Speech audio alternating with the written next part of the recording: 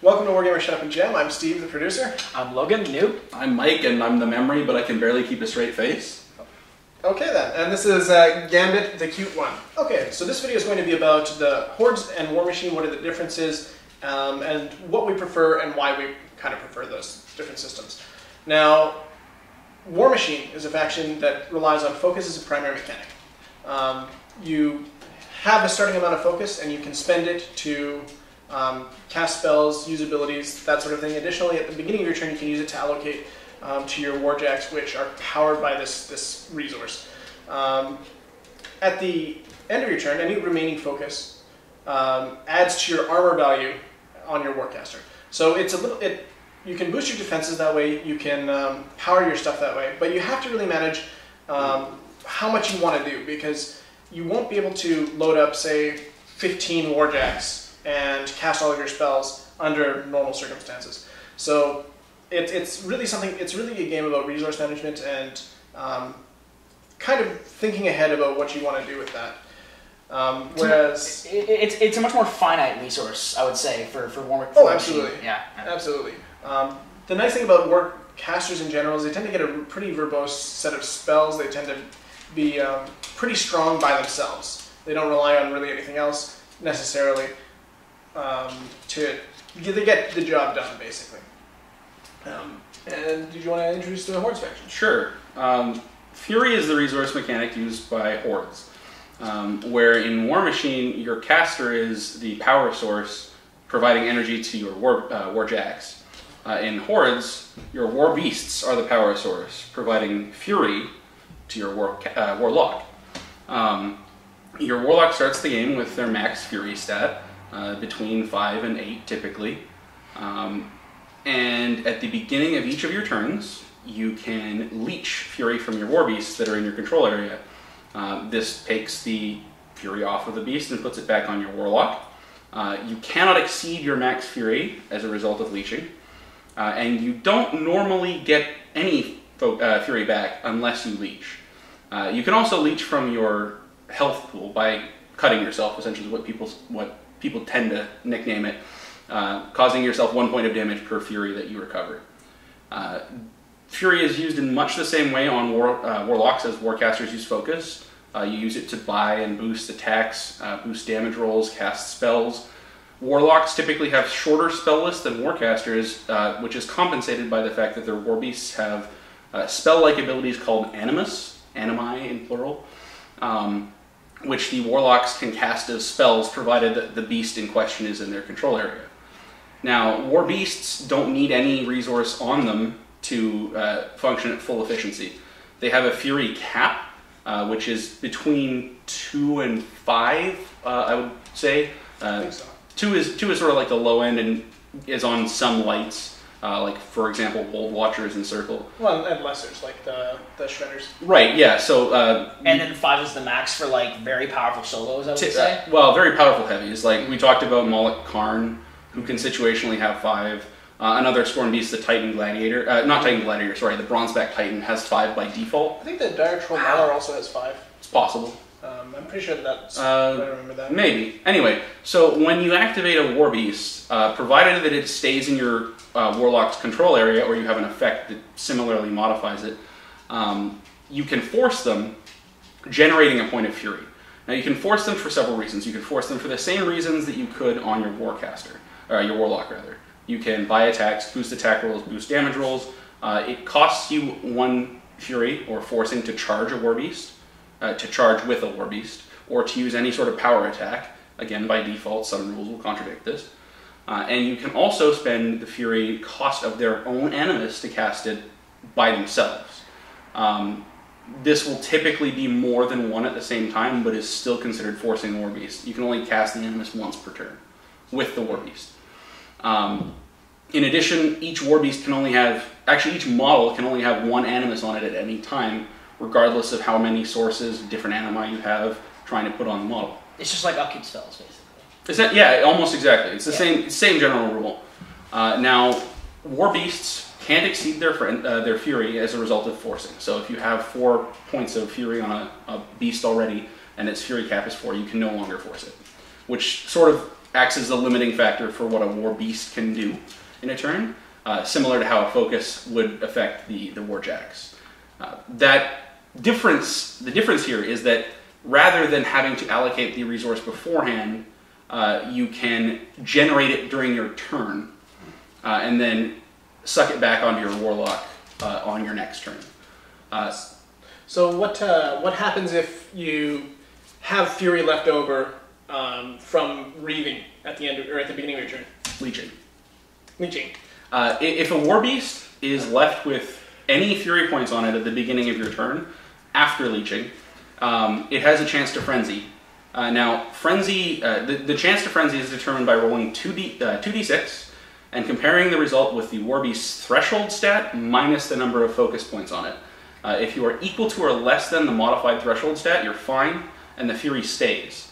If you are more than your modified threshold stat with that die roll, all of the fury can go away, it's expended or whatever, but the war beast will typically charge the nearest target. There's a priority list in the rules of how it chooses its frenzy target.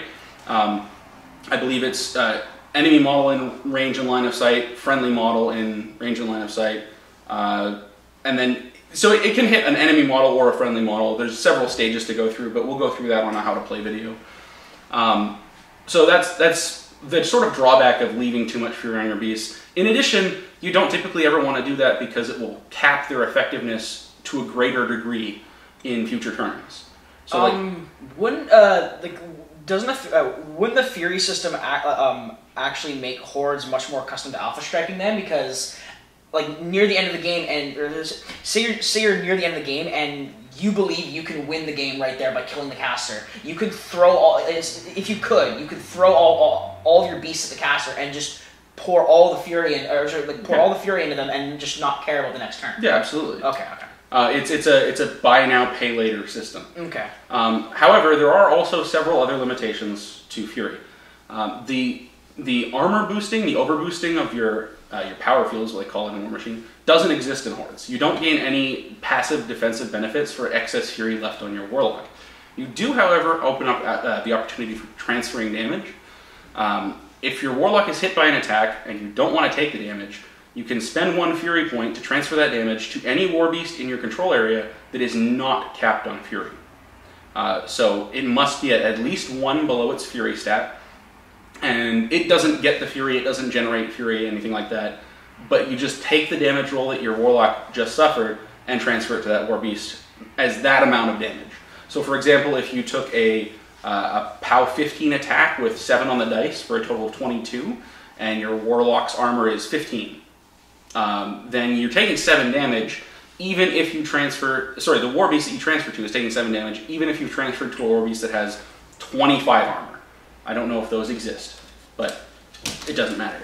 The armor stat of the war beast is irrelevant in that case. For sure. Now, personally, I'm a big fan of the horde system. I've been dabbling with Warmachine a little bit more lately, because I think I like some of the themes and I like some of the way the armies play. But I like the hordes mechanics better because I generally like the strategy of kicking open the door and blowing up everything, and you get a really good opportunity to do that, especially if you're playing Legion, where you are playing a really aggressive faction. Your infantry don't tend to be that good, comparatively speaking to other factions. Beasts are disgusting. But your beasts are disgusting, and that turn where you really just want to go like all in and blow something up, you're usually able to do that. Of course, like any Alpha Strike, if you fail that turn, you probably lose the game. Unless you're Saren. Unless you're Saren. Well, yeah, okay, fair. Well, there's I mean, there's caveats to that, obviously, but That's been a huge joke, because you're Legion.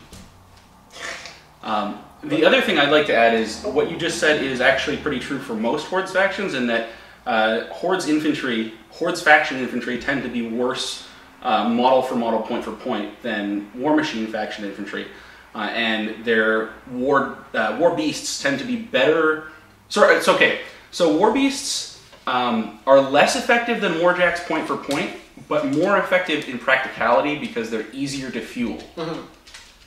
Well, yeah, I mean, like under most warcasters, there are some warcasters that do run multiple decks very well, but with most warcasters, you really don't want to have an army filled with warjacks. You kind of want like 1 or 2, and you really want to be able to either 1 or 2 or have a journeyman that runs them by themselves, or some other way of managing that, because you don't have, if you have 6 focus, you want to give 3 to each of your warjacks. Well, now you can't do anything else really.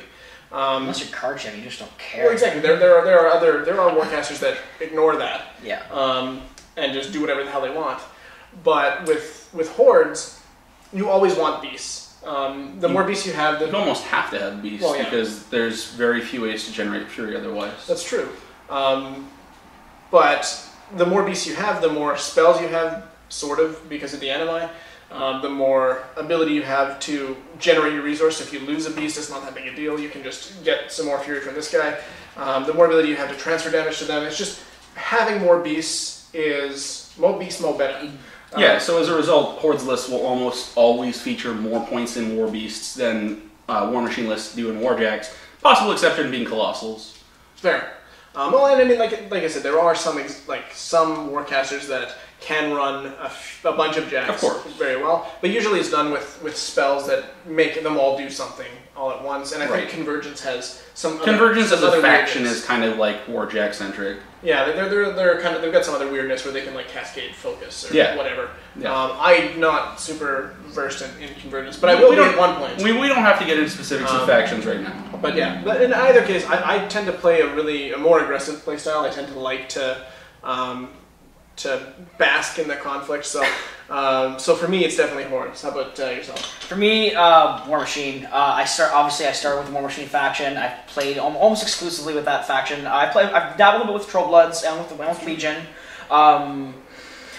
But honestly, it's both a matter of aesthetic and playstyle, which I like of what I like about War Machine. War Machine, I like robots. I like big machines. I like tanks. I like robots. And then when it comes to the focus system, I like War Machine in general. I like the idea of the warcaster being essentially a one-man army in most cases. Okay. And I find that with Hordes, it's less the case with most other casters. Not of course this is very untrue about like Chromac, who basically turns into a war beast and and just slaughters everything in sight. Still needs his beasts to fuel them. Of course. And I mean, like, there's always exceptions to the rule, but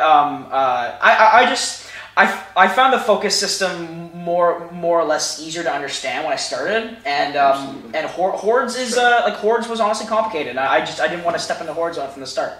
That's fair. I mean, I was really drawn to the models as well. Like I was like, oh man, Trogdor in the game. I gotta play this. Right. Like, the hell with whatever else happens, Trogdor's in the game, I'm going to burninate the land. And I would say that regardless of what we're saying here, if you're looking to get into the game, it is far more important that you pick a faction that appeals to you visually than what we're talking about right now. The differences we're mentioning are not... they're interesting points, and they're good to know, but they're not game-breakingly...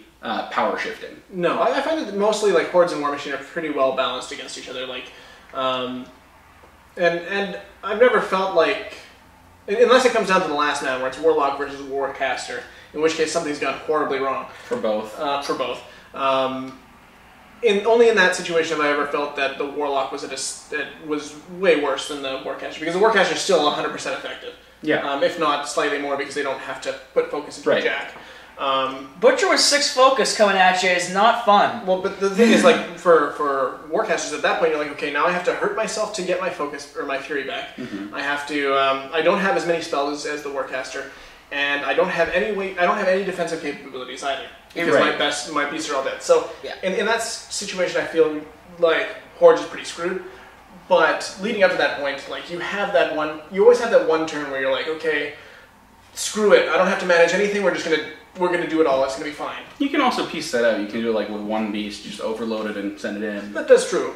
That's true. I just find that it's a way harder to deal with like 4 heavies coming at you, and they're all like just blowing their wad. Or like that big badass with an axe you have on Circle. What's his name? Getorix. Oh god. Or G-Rex. Nightmares of Getorix. The other thing to note with Fury versus Focus, or rather with Warjacks versus Warbeasts, is Warbeasts can be healed by spending Fury by any Warlock, other than constructs and rules that prevent them from doing so. And in addition, there's only 3 systems that a war beast can lose, and only 2 of those can be broken while it's still alive. Meaning that for 2 Fury points on your Warlock, during its activation, you can bring a beast back up to full effectiveness, regardless of how damaged it is, as long as it's still alive. That's true, and that's a good point.